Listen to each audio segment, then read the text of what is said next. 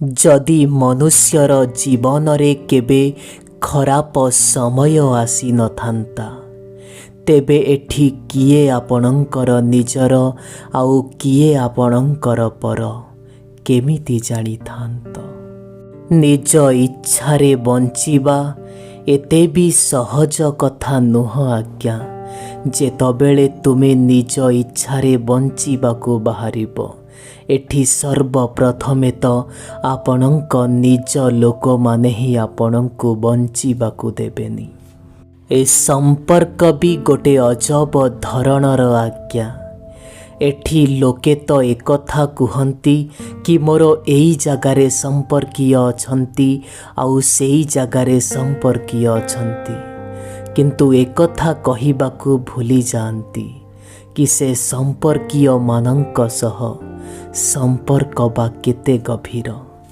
आपणंक जीवन रे घटुथिबा समस्त कर्मर निष्पत्ति केबे भी आपण नेई पारिबे नाही। किछिटा निष्पत्ति भाग्य भगवान ओ समय नेई थांती।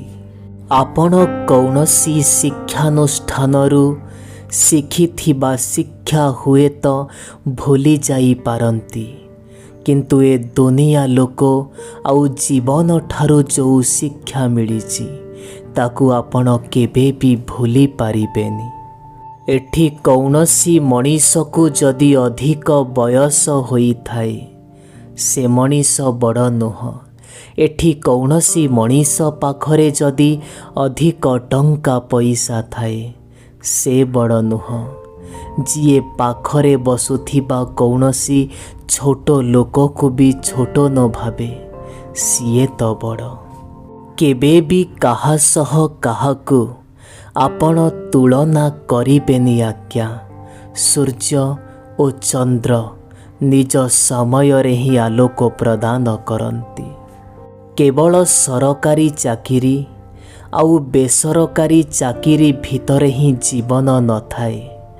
जीवन रे करिबा पाई बहुत किछि थाए, बस आपणंकर मन हबा आवश्यक। आजि कालीर मनुष्य समाज शांत रहिबा भूली गलानी।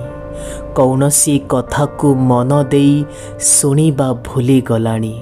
बंधु, भगवान आपणंकु कहिबा पाई जदि जीभ देइचंती सुनिबा पाई भी तो कान देइचंती। प्रतिटी जागारे प्रतिटी कथा कहिबा बड़ कथा नुह, किंतु कौ जागारे कौ कथा कहिब ताहार बुझी पारिबा शक्ति जार अछि से ही तो बड़ कथा। यदि केतबेले आपणंक व्यस्त समयरु आपणंकु टिके समय मिले सेई समय रे आपण निज भूल को मध्य खोजिबा पाई चेष्टा करंतु। काहेकि ना आपण मनीष जोठी भगवानंक द्वारा भी भूल हुए आपण तो छार मात्र। आपण जीवन रे केते भी बड़ हबा पाई आशा रखंतु ना काहेकि केते भी बड़ उच्च शिखर रे पहुँचीबा पाई आशा रखंतु ना काहेकि, किंतु सबु बेले सीमा भितरे रहिबा पाई चेष्टा करिबे। सेई मनीष ठारू आपण केबे भी उपदेश नियंतु नाही। जो मनीष ता जीवन रे सफलता भाग्य बलरू पाई जाइछि। जदि उपदेश नवा पाई चाहुछंती तेबे सेई मनीष पाखरु नियंतु जिए निज कर्म बलरे सफलता पाइछि। निज परिवारर जेबे भी कौनसी लोकंक सह कथा हेबे तेबे हृदयर सह कथा हुअन्तु।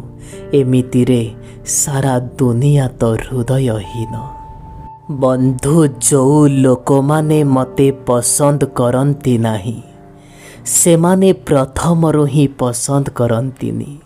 हाउ मते भल पाउथिबा लोके मो सह जीवन दबा पाई भी प्रस्तुत। एक कथा मु कहूनी आज्ञा, ये तो प्रकृतिर नियम। ଯେତେବେଳେ କୌଣସି ମଣିଷକୁ ଆପଣ ନିଜ ମିତ୍ର କରୁଛନ୍ତି, ସେହି ସମୟରେ ଏମିତି ବନ୍ଧୁତା ସ୍ଥାପନ କରନ୍ତୁ ଯେଉଁ ବନ୍ଧୁତା କି ଜନ୍ମ ଜନ୍ମର ଯିବ। ସିଗାରେଟ୍ ଟାଣୁଥିବା ସାଙ୍ଗ ଆଉ ଟାଣିବା ପାଇଁ ଡାକୁଥିବା ସାଙ୍ଗମାନଙ୍କ ଠାରୁ ଟିକେ ଦୂରେଇ ରହିବେ ବନ୍ଧୁ। ସିଗାରେଟ୍ ଭଳି ଏମାନେ ବି ଆପଣଙ୍କ ଜୀବନକୁ ଜଳେଇ ଦେବେ।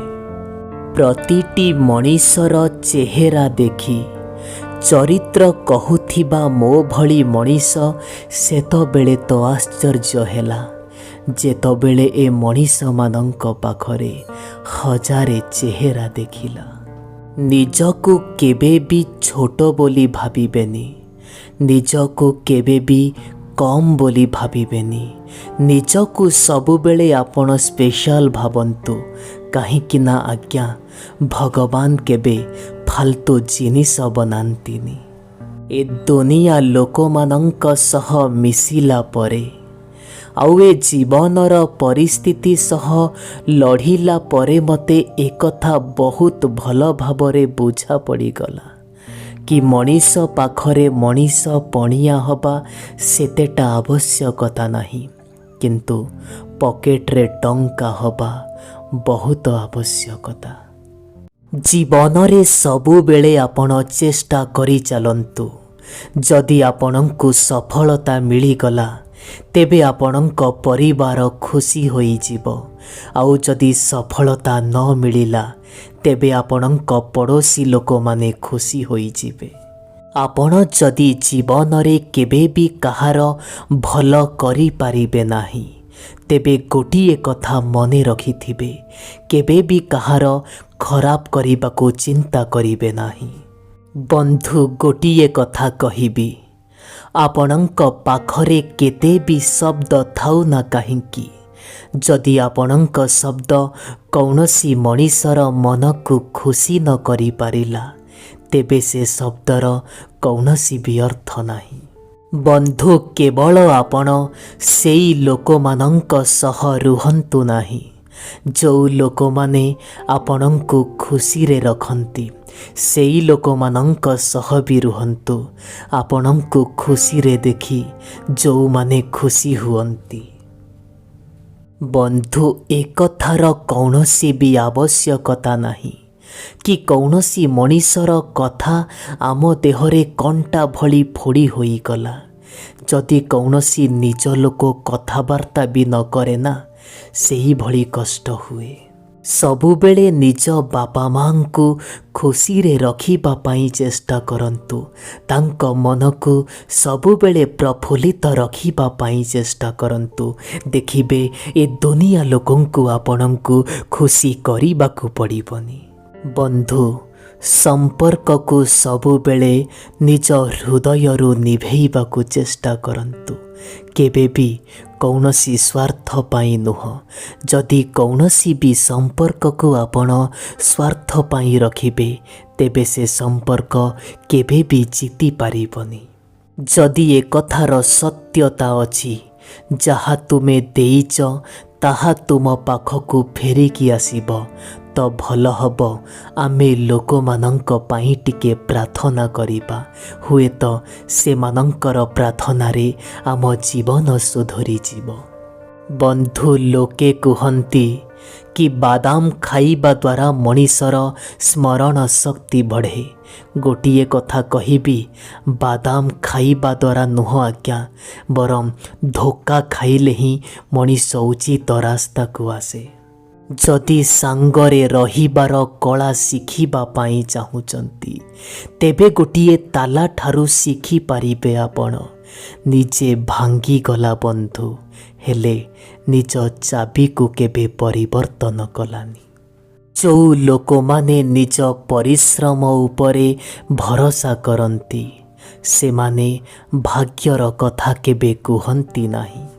ଯଦି ଆପଣଙ୍କ ସ୍ୱପ୍ନ ଆପଣ ସାକାର କରିବା ପାଇଁ ଚାହୁଁଛନ୍ତି ତେବେ ଶୋଇ ରହିବା ଦ୍ୱାରା କେବେ ବି କୌଣସି ସ୍ୱପ୍ନ ସାକାର ହେବନି। ଉଠନ୍ତୁ, ଦୌଡ଼ନ୍ତୁ, ଆପଣଙ୍କ ସଫଳତା ଆପଣଙ୍କ ପାଇଁ ଅପେକ୍ଷା କରିଛି। ବନ୍ଧୁ ଏବେ ମୋତେ ବହୁତ ଭଲ ଲାଗୁଛି ମୋ ଭାଗ୍ୟ ସହ ଲଢ଼ିବା ପାଇଁ।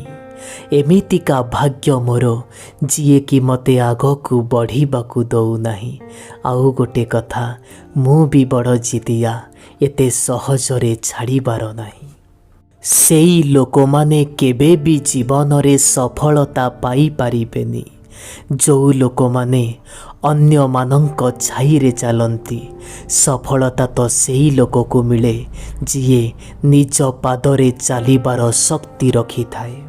ବନ୍ଧୁ, ସଫଳତା ପାଇବା ପାଇଁ ହେଲେ ଆପଣଙ୍କ ରାସ୍ତାରେ ତ ବହୁତ ବାଧାବିଘ୍ନ ଆସିବ, ଏକଥା ସମସ୍ତେ ଜାଣିଛନ୍ତି।